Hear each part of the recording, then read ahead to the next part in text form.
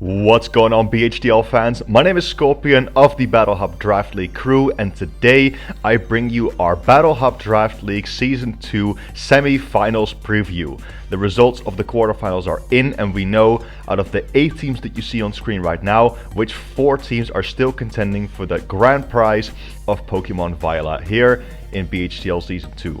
Now, unfortunately, I am alone for this video because I have been very busy this week, or just in general very recently, and I could not find anyone to join me on this, but we definitely will have some guests joining me again once we get to the finals. But today I still thought it'd be fun to have a quick look at who are facing off in the semi-finals and who I think will make it to the final showdown. So without further ado, let's get right into it. So first of all, out of the 8 teams that you see on screen right now, obviously there are still 4 remaining. Boom, there it is. These are your remaining 4 teams for the Battle Hub Draft League semi-finals, and let's have a quick look at the now remaining matchups. So, if we take a look at the quarterfinals results, they are in, and they are as follows. The Mamoswine Doubters, coached by Raymond, managed to get the victory on Stefan of the Grand Lake Garchomps.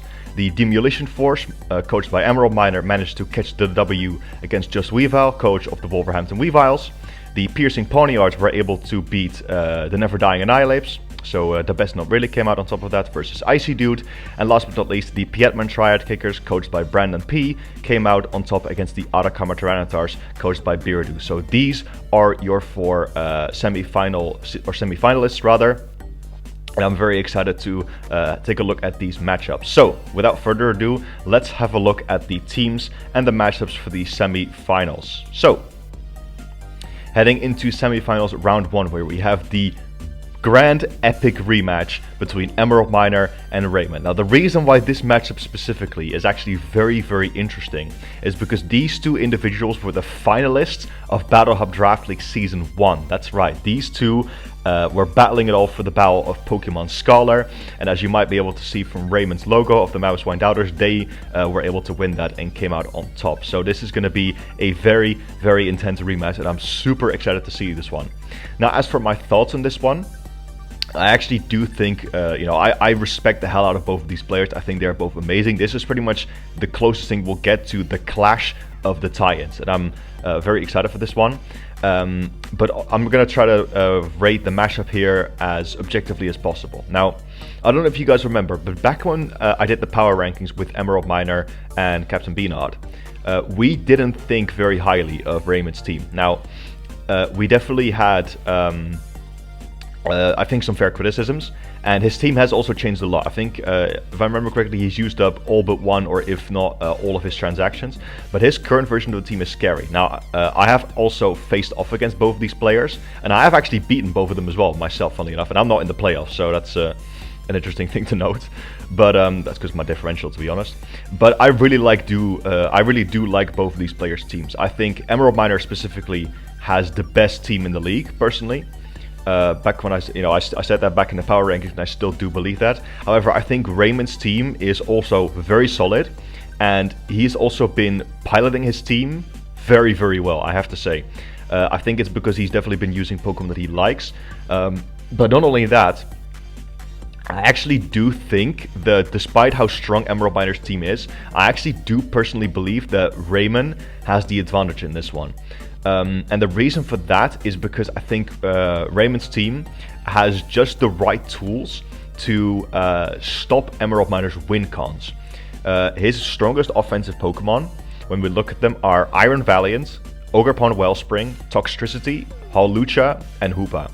And ranging from the priority of Azumarill's Aqua Jet to Dugtrio's trapping ability, as well as amazing speed tier, and the defensive profile of Zapdos and Corviknight and Baxcalibur's Ice Shard, I actually do think that Raymond has got very good tools to deal with Emerald Miner's offensive threats. And that's not to say they can't power through, because it's not just about raw power here, there's also definitely the ability to set up.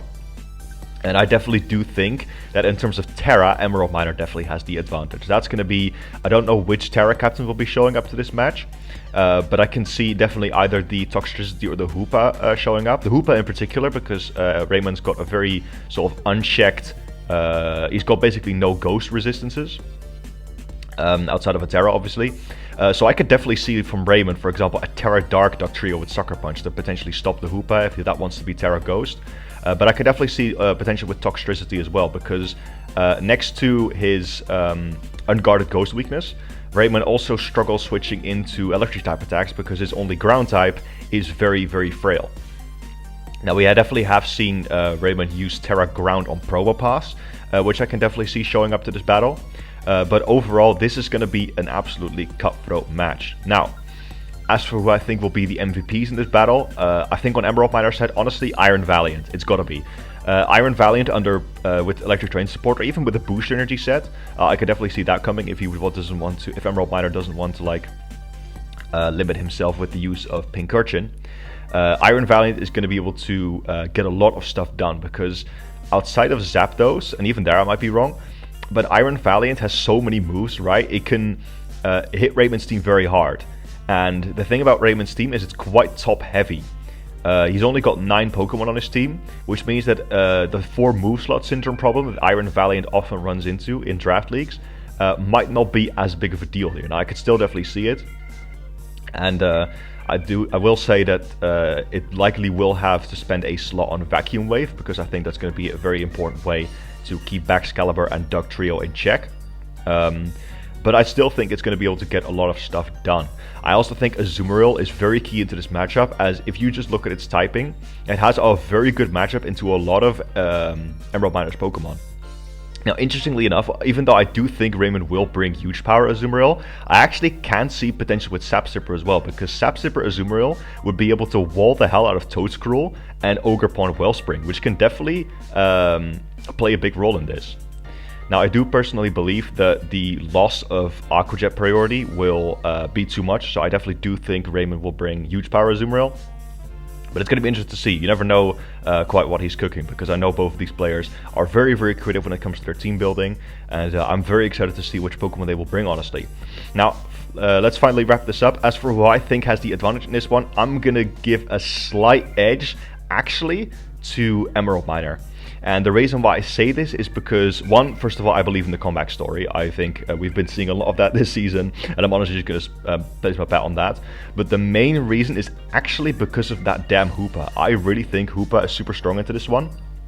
And even if Hoopa doesn't come, Toxtricity as well. These 2 months with their free Terra have a lot of potential, and I just think they have more potential than what Raymond could possibly bring. So like that versatility gives it that edge. But I do think this is like a 51-49 matchup for Emerald Miner, because Raymond, like I said, definitely has the tools to deal with Emerald Miner's win cons. And I definitely think he has the sturdiness as well to like survive against the walls as well. So very, very cutthroat match. I'm super excited to see this one. But yeah, if I have to, the point of this video is to pick someone who I think is going to win. And even though I'm more than happy to see either of these players win, my slight edge is going to go to Emerald Miner. But yeah, that's for the round 1.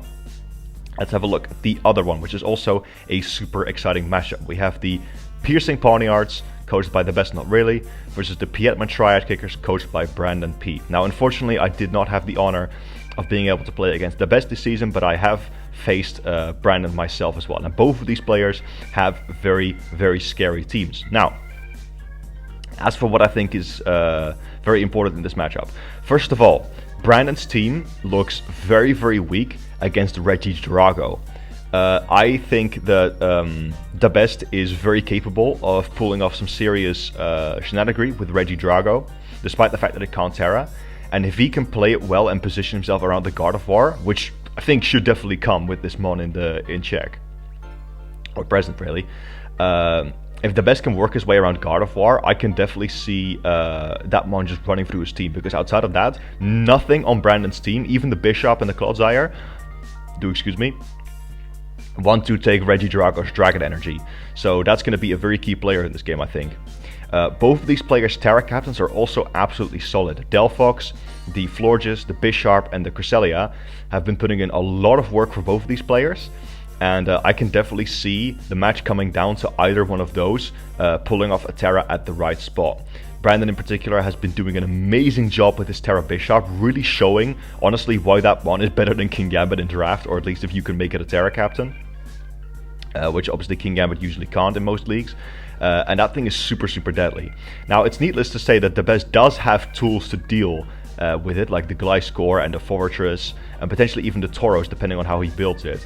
But Brandon's Bisharp is, again, that Terra Captain, and that is going to be huge. Whatever the Terra type the Bisharp is, if he decides to go with that route, will be super important, because if it's Fire, it loses the Gliscor, but it can easily beat Fortress.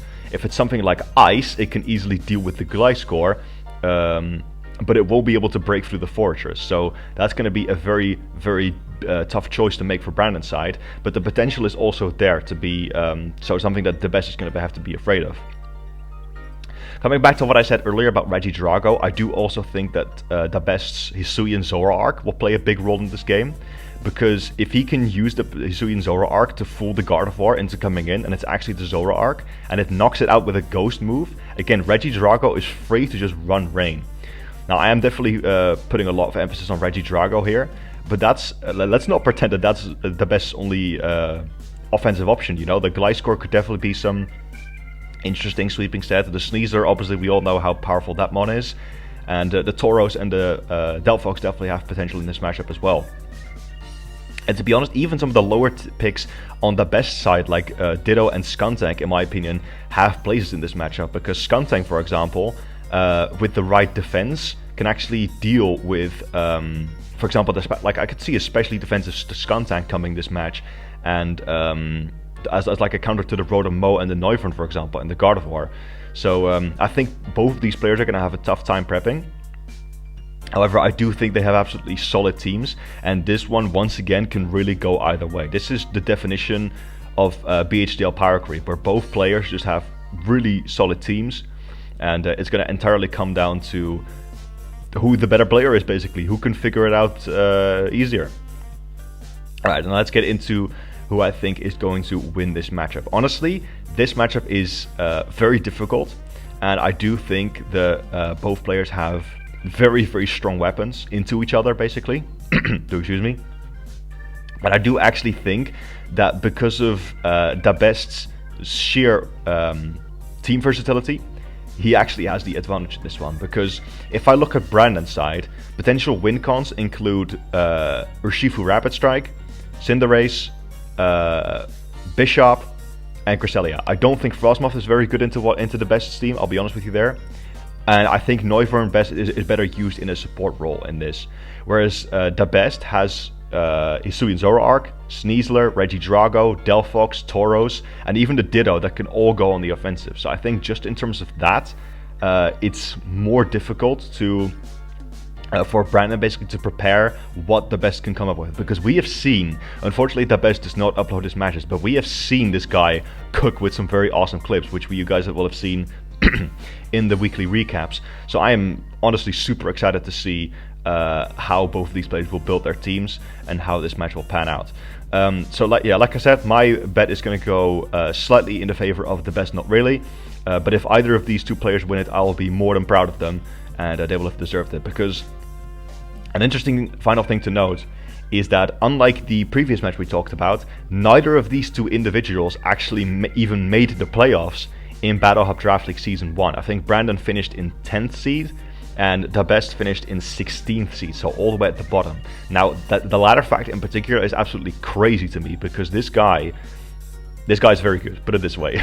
Both of these players are very, very good, and it really just shows how cutthroat BHDL is, because they both come back with a soaring comeback, and I'm very proud of how they've drafted and made their way to the playoffs this season. So good luck to either of these two players, and I wish you both the best of luck, and may the best man win, basically. That's the story of the semifinals in this one. Alright, so we're going to round it off there. Thank you guys so much for watching this semifinals preview. I really hope you guys enjoyed. We will definitely be back for a collaborated video for the finals preview. For now, I really wanted to get the semi-finals preview out. Again, good luck and have fun to all of the coaches still in there, and let's end it off on a good season. Thank you all for watching for now, and I'll see you in the finals. Peace.